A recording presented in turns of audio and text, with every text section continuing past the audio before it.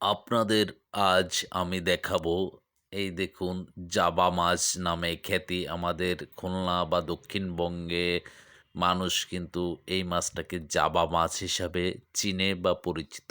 আর আপনাদের কার কার কোথায় কি নাম আমি জানি না, তা বলবেন, কমেন্টে বলে দিবেন এই মাছটার নাম কি। এই মাছটা মূলত জাবা মাছ হিসাবে খ্যাতি আমাদের অত্র এলাকায়।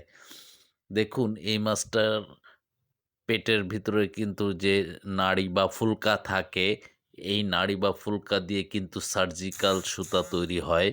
এই সুতা দিয়ে কিন্তু যে সার্জিক্যাল সমস্ত অনেক মানুষের উপকারে আসে। এই সার্জিক্যাল সুতা বা এই মাছের ফুলকা কিন্তু অনেক দামি। ওই একেকটা ফুলকা ওই যখন মাছ জেলেরা ধরে তখন থেকেই কিন্তু এই মাছের পেটের ভিতর থেকে ফুলকা নাড়ি-ভুড়ি বের করে নেয়। দেখুন মাছটা কাটছে কিন্তু মাছের পেটে কোনো নাড়ি-ভুড়ি নেই। আমি কিন্তু আগে কখনো দেখিনি। আজ এই ১ম দেখলাম। দেখলাম যখন মাছ কাটছে লোকটা দেখে আঙ্গুল দিয়ে নাড়ি-ভুড়ি নেই। অবাক কাণ্ড। কিচ্ছু নাই। একদম দেখুন আপনারা। আমিও দেখে কিন্তু অবাক হয়েছি। শুভকামনা সবাইকে।